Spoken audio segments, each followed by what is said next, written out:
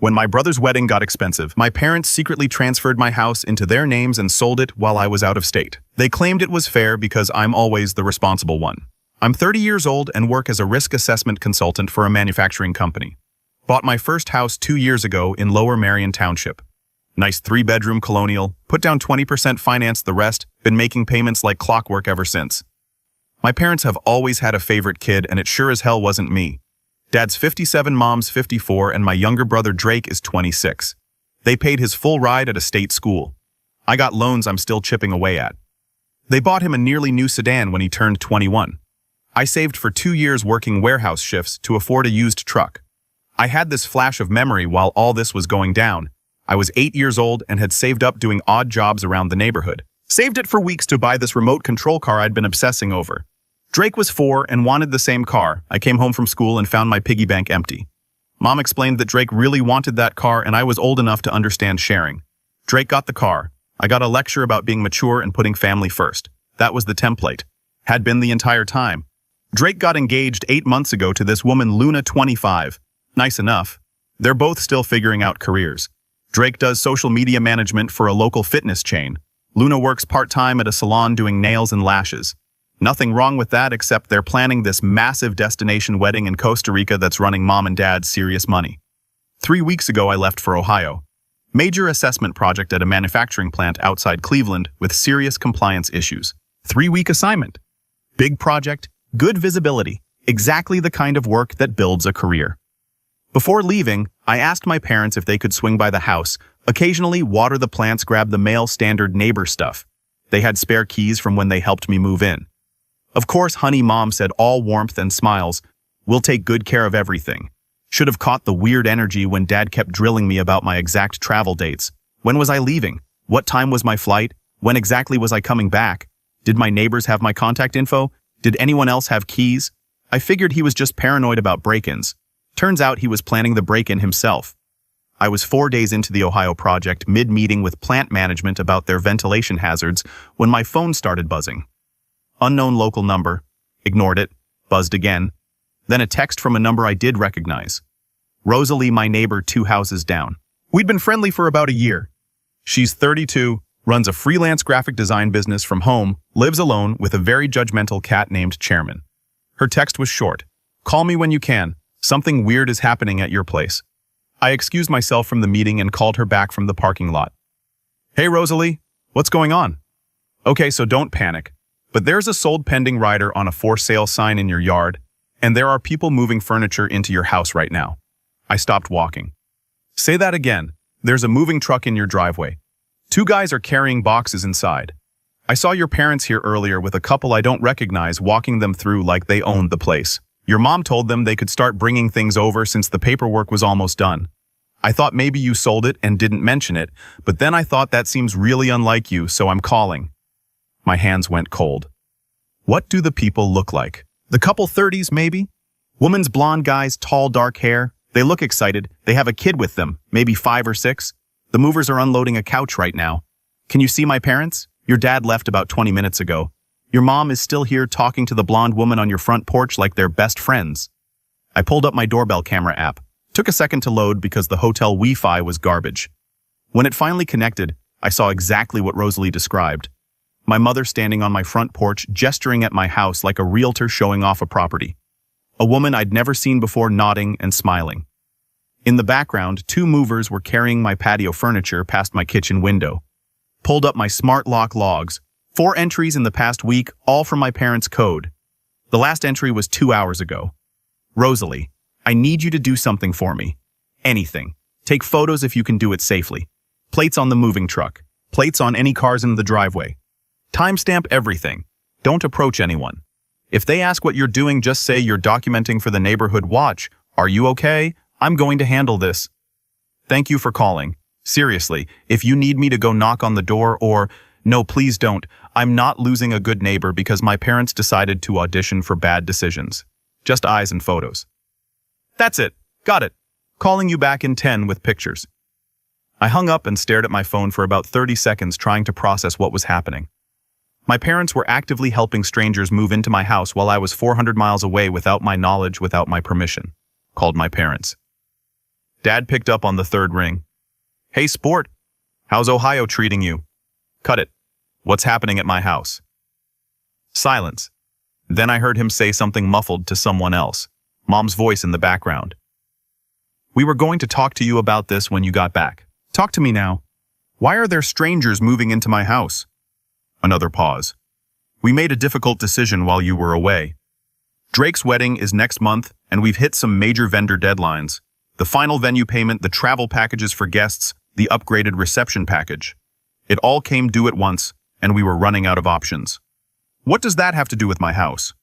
We found a buyer young family very motivated.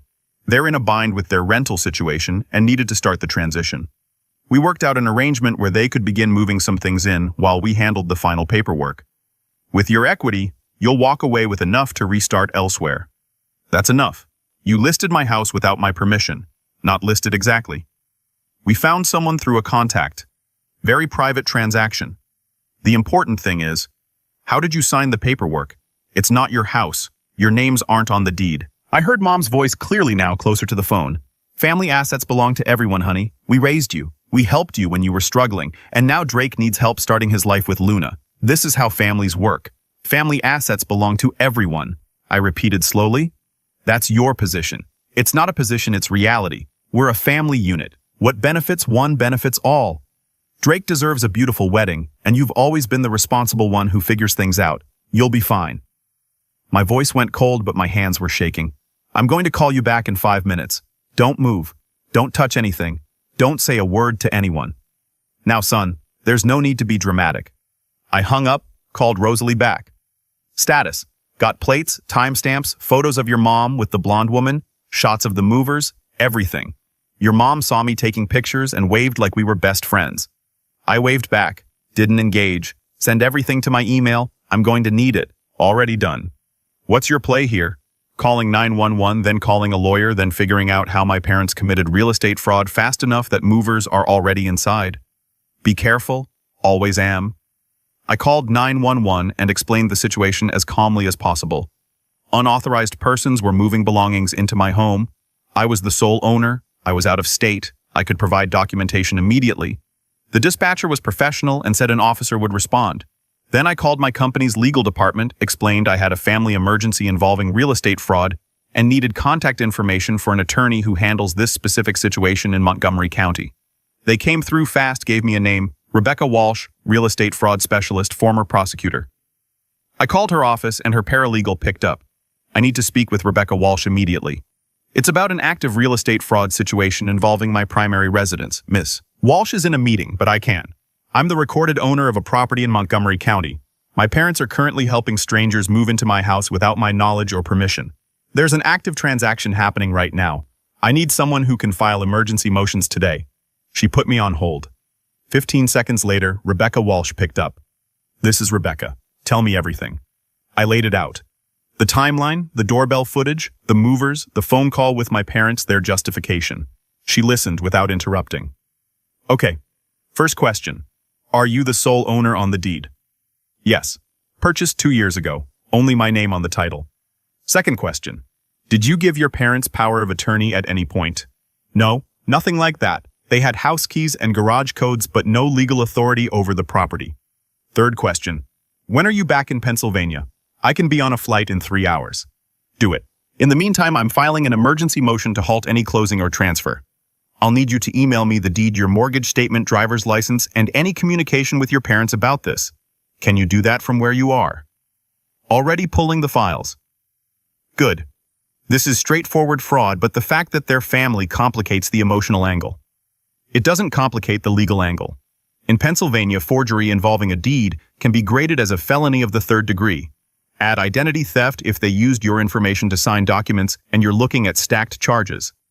I need to know right now if you're prepared to pursue this criminally. Yes. No hesitation. None. All right. Send me everything. I'm contacting the title company next to put a hold on whatever transaction they're processing. Get home as fast as you can. I sent the documents, booked a flight, then I called my parents back. Dad answered. We need to have a reasonable conversation about this. I'm going to talk, you're going to listen. I just got off the phone with a real estate fraud attorney. I'm filing an emergency motion to stop whatever closing you've arranged. I've contacted police. I have photographic evidence of unauthorized persons entering my property and documentation of what you just told me on this call. This is ridiculous. We're your parents. We're not criminals. You sold property that isn't yours. You forged documents to make that happen. That's textbook fraud. In Pennsylvania, that's a felony. Mom's voice came through, shrill now but with an edge of fear. We didn't forge anything. We're helping you see the bigger picture. Drake's wedding is important, and you're acting selfish. We thought you'd understand once you calm down. Family assets belong to everyone, I said. That's still your position. Yes. Then I guess we'll let a judge decide if my house counts as a family asset. I'll be home in 6 hours. 60, don't go near my property. Don't contact the buyers. Don't touch anything. If you do, every additional action adds to the charges. I hung up, checked my doorbell camera again. A police cruiser had pulled up. An officer was talking to my mother on the front porch. The blonde woman and her husband had come outside looking confused. The movers had stopped unloading and were standing by the truck looking like they wanted to be literally anywhere else. My phone rang. Unknown number, I answered. Is this the homeowner? Man's voice. Professional. Yes. Who's this? Officer Brennan, Lower Marian Township. I'm at your residence now. Your mother is saying you gave verbal permission for this arrangement and that you're going through some difficulties. Can you verify your identity and ownership? I'm the sole recorded owner. I purchased the property in 2023. I can email you a copy of my deed, my mortgage statement, my driver's license, and proof that I'm currently in Ohio for work. I did not give permission for any sale or transfer. I didn't know anything about this until my neighbor called me 40 minutes ago. Send everything to this email address. He rattled it off. Your mother is insisting this is a misunderstanding. It's fraud. I have an attorney filing emergency motions right now. Her name is Rebecca Walsh. I'm flying back tonight. Understood. I'm going to secure the property and separate the parties. The buyers are pretty upset. I'll cover any reasonable costs they've incurred because of this. They didn't do anything wrong? Noted. Send that documentation as soon as possible. I sent everything from my phone. My phone started blowing up. Drake calling, my mom calling, my dad calling. Drake again. I ignored all of it. Focused on getting to the airport. Got a text from Rosalie. Police are still there. Your mom is crying. The couple with the kid looked devastated. Movers left. Your dad just pulled up and he's arguing with the officer. Want me to keep documenting? Please. Everything. 40 minutes later, I was at the airport. Checked my email. Rebecca had already filed the emergency motion and sent me a copy. She'd also sent an email to the title company with my documentation requesting they halt any pending transfer and investigate the chain of title. The title company responded within the hour saying they were freezing all activity on the file pending review of potential irregularities in the recent deed transfer. Got another text from Rosalie. Your parents just left. Police are talking to the buyers. They're crying. This is brutal. I called her. You doing okay? I'm fine. I'm just really confused how your parents thought this was going to work. They thought I'd roll over because I always roll over. This time, they miscalculated. What happens next? I fly home. I meet with my attorney. We figure out what the hell they did and how to undo it. My guest room is empty if you need it. Not being weird, just practical. You'll want to be close, and honestly, I'm invested now. I hesitated. Accepting help still felt foreign. That's really generous. Are you sure? I'm sure. Chairman will judge you silently, but he judges everyone. You'll survive. All right. Thank you. I'll text you when I land. Officer Brennan told me not to go back to the house until they finished clearing the scene and filing their report. And honestly, after watching strangers carry furniture past my windows on camera, I wasn't walking into that driveway at night not knowing who might still be there. Got on the plane, spent the flight reading Pennsylvania real estate fraud law on my phone and writing down every detail I could remember. Every conversation, every weird question my parents had asked before I left. Every time they'd pressured me about helping Drake. Every time they'd used the phrase family assets like it was some kind of religious doctrine. Landed in Philly at 9 p.m. Rosalie picked me up from the airport. She was quiet on the drive, which I appreciated. Didn't push for details, just drove. My truck was still at my house, but I wasn't ready to deal with that scene yet. Your parents called my cell phone, she said when we were about 10 minutes from her place. I don't know how they got the number. What did they say? Your mom wanted to know what I told you. Said there's been a misunderstanding and I'm making it worse by getting involved. I told her I didn't tell you anything except what I saw. Then your dad got on the phone and said I should be careful about interfering in family business. That was a threat. I know what a threat sounds like. I told him to lose my number and hung up. Then I blocked them both because I don't have time for that drama. I'm sorry they dragged you into this. Don't be. This is the most interesting thing that's happened to me in months, and I clearly picked the right side. We got to her place. Small townhouse, well-maintained, tastefully decorated. Chairman was indeed very judgmental. He stared at me from the back of the couch like I owed him money. Guest room is upstairs. First door on the left. Bathroom is across the hall. Help yourself to anything in the kitchen. Thank you. Seriously, I barely slept. Spent most of the night going through emails on my laptop and documenting everything. Around 3 a.m., I got an email from Rebecca Walsh. Subject line, you need to see this. She attached a PDF. It was a quit-claim deed filed with the Montgomery County Recorder of Deeds office 5 days ago, just after I left for Ohio. The deed transferred ownership of my property from me to my parents. Joint tenants with right of survivorship. The signature at the bottom was supposed to be mine. It wasn't even close. Whoever forged it had practiced, but not enough. The letter formations were wrong. The pressure was different. But more importantly, the acknowledgement section showed it had been notarized on a date when I was physically in Ohio. I could prove that with flight records, hotel receipts, and time-stamped photos from the plant I was assessing. Rebecca had compared the signature to my mortgage documents. The forged version looked like someone had traced an old signature and tried to recreate it freehand shaky in places where mine was fluid, too careful in others where mine was quick. Rebecca's email explained the rest. Once the fraudulent deed was filed, and my parents appeared as owners in the public record, they could list the property, sign the sale agreement, and arrange the transaction without needing me there at all. They'd essentially stolen the house on paper first, then sold it. The notary who stamped it either didn't verify identity properly or falsified the acknowledgement entirely. The buyer was a young family from Delaware County. They'd sold their previous home and had cash from that sale. Earnest money deposit held in escrow scheduled to close in 8 days. At 6 a.m., I gave up on sleep and went downstairs. Rosalie was already up working at her kitchen table with coffee and Chairman, supervising from a nearby chair. You look terrible, she said. Didn't sleep. Found out how they did it, though. Filed a fraudulent deed, transferring ownership from me to them, then listed and sold it as if they actually owned it. That's insane. She poured me coffee without asking. What's your move today? Meeting with my attorney at 9, filing police reports, undoing this mess. Need to grab my truck from my place at some point too. You want me to come with? Extra set of eyes. Moral support. I hesitated again. Old habits. You've already done more than enough. I'm offering. Besides, Chairman needs some alone time to plot world domination, and I'm curious how this plays out. All right. Thanks. We met Rebecca at her office in King of Prussia. She was late 40s, sharp suit, sharper eyes. She had the case laid out across her conference table when we arrived. Before we start, I need to know your goals here. Civil recovery, criminal prosecution, both. Both. That's going to be ugly. Your parents will likely face felony charges, third-degree felony for the deed forgery, potentially additional charges for identity theft by deception and filing false documents. We're talking potential prison time if the DA decides to prosecute. And if I only pursue civil, you can sue for damages. But the criminal aspect doesn't disappear just because you don't pursue it. Once we file the police report and show evidence of felony fraud, the DA's office can decide to prosecute independently. They take deed fraud seriously in this county, so either way, they're facing criminal charges.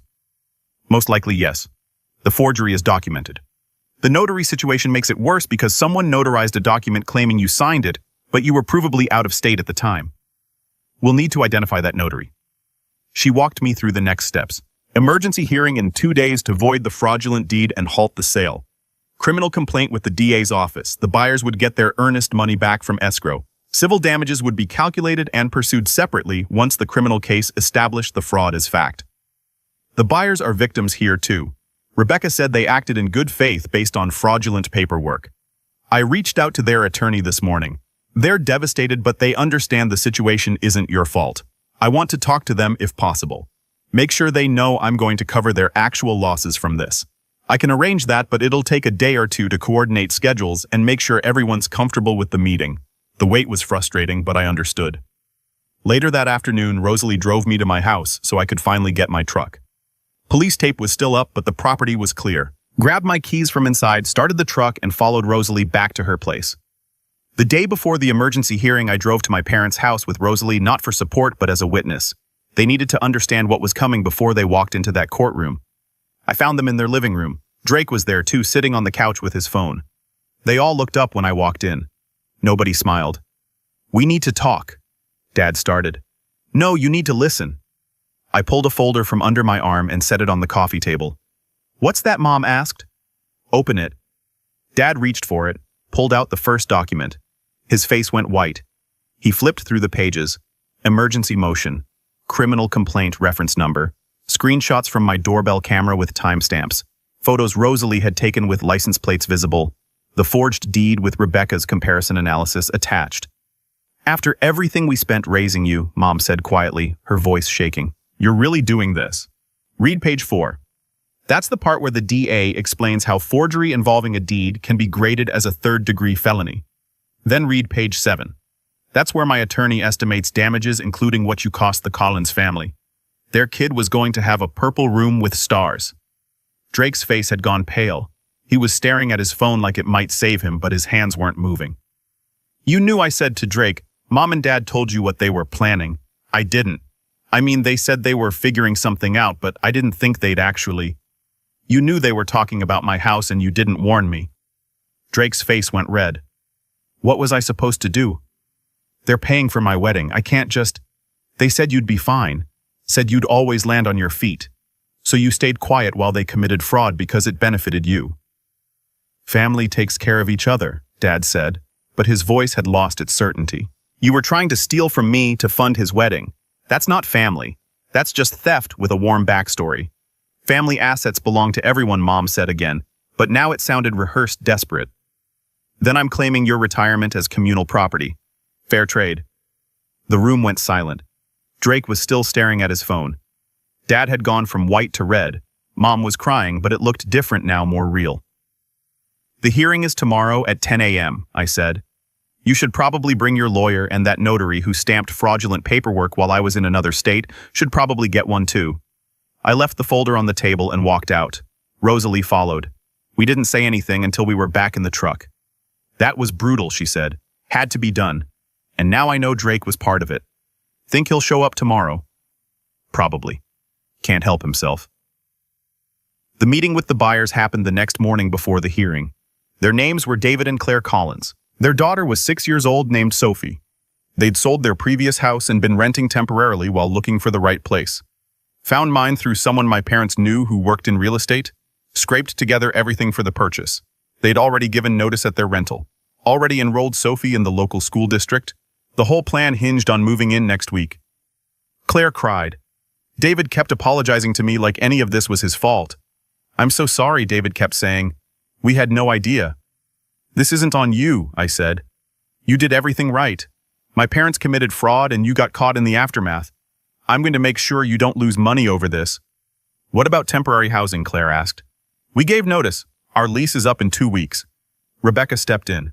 "We're going to document all your losses. That includes your moving costs, any lost deposits, temporary housing expenses, everything. Once the criminal case establishes the fraud, we'll pursue full damages through civil court." Sophie was sitting in a chair by the window coloring. She looked up. "We were going to do purple with stars." "That sounds beautiful," Rosalie said quietly. The meeting ended with the Collins agreeing to cooperate with whatever legal action was needed. They left looking devastated, but at least not angry at me. The emergency hearing was that afternoon. Judge's name was Wong. Late 50s sharp, clearly someone who'd seen every variation of human stupidity. She listened to Rebecca's opening statement, reviewed the evidence we'd submitted, then turned to my parents' attorney. Some guy named Donald who looked like he'd rather be anywhere else. "Counselor, help me understand your client's position. They're listed as grantees on a quitclaim deed dated 5 days after the plaintiff departed for an out-of-state work assignment. The deed bears what your clients claim is the plaintiff's signature, notarized on a date when the plaintiff can prove through multiple sources that he was physically in Ohio. Then your clients initiated a sale of this property. What's your defense?" Donald cleared his throat. "Your Honor, my clients maintain that there was an understanding within the family that the property would be considered shared." "An understanding? Was this understanding documented in any way? A written agreement? A recorded deed executed by the plaintiff while he was still in Pennsylvania? Any evidence of this understanding beyond your client's say-so?" "Family relationships have certain." "Counselor, we're talking about real property, not a borrowed car, not a verbal promise, a recorded deed with a notarized signature. Are you prepared to argue that your clients reasonably believed they could transfer title based on a verbal family understanding? Donald looked like he wanted to dissolve into the floor. Your Honor, my clients acted with the belief that they were helping their son manage his assets during a difficult time. What difficult time? The plaintiff was on a work assignment. He was employed current on his mortgage and by all accounts managing his assets perfectly well. Your clients filed a deed bearing what appears to be a forged signature, then initiated a sale without the actual owner's knowledge. How is any of that help? My mother started crying in the gallery, loud shaking sobs. Judge Wong looked over her reading glasses. Ma'am, if you can't control yourself, I'll have you removed. Rebecca presented the financial records showing months of attempted fraud credit checks, utility applications, attempted employment interference. Judge Wong's expression got harder with each page. Counselor, are your clients aware that what we're looking at here potentially constitutes multiple felonies under Pennsylvania law? Forgery of a deed can be graded as a third-degree felony. Identity theft, filing false documents. Are your clients prepared for the criminal investigation that will follow this hearing? Donald looked at my parents. My dad was staring at the table. My mom had stopped the dramatic sobbing and looked genuinely terrified. Now here's my ruling. The quitclaim deed filed 5 days ago is void. Title remains solely with the plaintiff, as originally recorded. The attempted sale is canceled effective immediately. The buyer's earnest money will be returned from escrow with any accrued interest. I'm referring this matter to the District Attorney's Office for criminal investigation. The notary who stamped this document will also be subject to investigation. Clerk will provide copies of all relevant documents to the DA. We're adjourned. My parents tried to approach me in the hallway. My dad looked angry but scared underneath it. This is going to destroy our lives, he said. You destroyed your own lives. I'm just refusing to be destroyed with you. Drake's wedding is in 3 weeks. Do you understand what you're doing to him? I understand that you tried to steal my house to pay for it. That's what I understand. My mom grabbed my arm. Please, we can fix this. We'll pay you back somehow. Just talk to the DA. Tell them we made a mistake. I didn't file the criminal charges. The judge referred it to the DA. Even if I wanted to drop it, which I don't, I couldn't. You're going to send us to prison. No, you're going to prison because you committed multiple felonies. I'm just not lying for you anymore. They left with Donald trailing behind them. Rebecca and I went to her office. Civil damages will take time to calculate properly, she said. Once we document everything and the criminal case establishes the fraud pattern, we'll file for summary judgment. That's probably 3 to 4 months out. How much are we talking? Collins's documented losses, your legal fees, credit monitoring security system upgrades, any temporary housing costs they incur. Probably in the range of $70,000 to $80,000 total. They don't have that. I know, but we're getting a judgment anyway. We can pursue collection against recoverable assets once we have it. Good. Over the next few months, the legal machinery ground forward. The DA filed charges. Arraignment happened. My parents pleaded not guilty. Preliminary hearing bound them over for trial. The notary investigation revealed negligent practices, but stopped short of criminal charges for the notary herself. She'd apparently stamped the document based on someone presenting ID, but the investigation couldn't prove she knew it was fraudulent. Still, she lost her commission. Drake's wedding was postponed, then canceled entirely. Luna ended the engagement once she understood the full scope.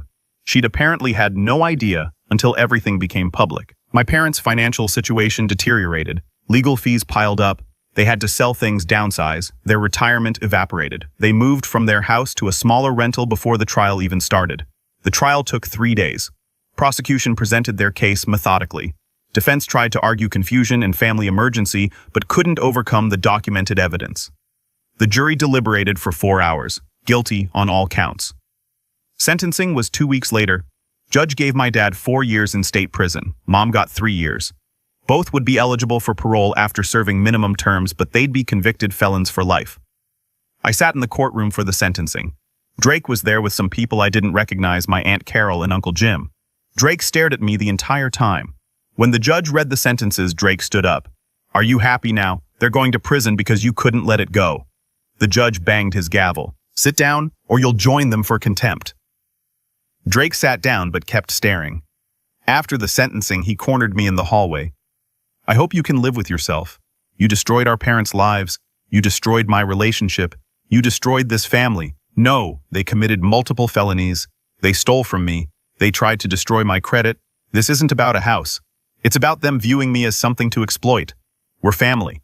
Family is supposed to forgive. Family doesn't steal from family. And you knew what they were planning. That makes you part of it. You're cold just like Dad.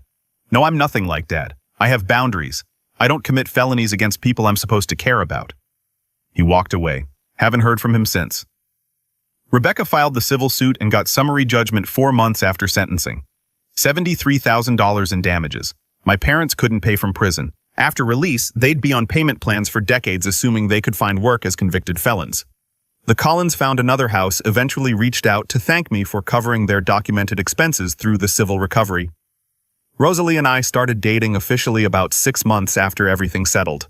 Nothing dramatic, just a natural progression from neighbors to friends to something more. She understood what I'd been through because she'd witnessed it. She had her own history too, reasons she valued honest communication and clear boundaries. We worked because neither of us needed the other to be perfect just present. 8 months after sentencing, I went to visit my parents in prison, not to reconcile, to make something absolutely clear. They brought my mom out first. She looked older, thinner. Prison had changed her. "Thank you for coming," she said quietly.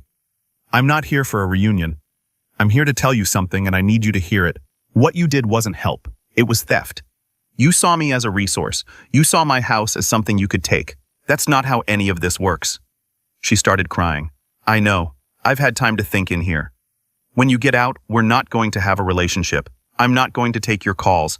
I'm not going to come to family events. You made that choice when you forged my signature. But we're family. No.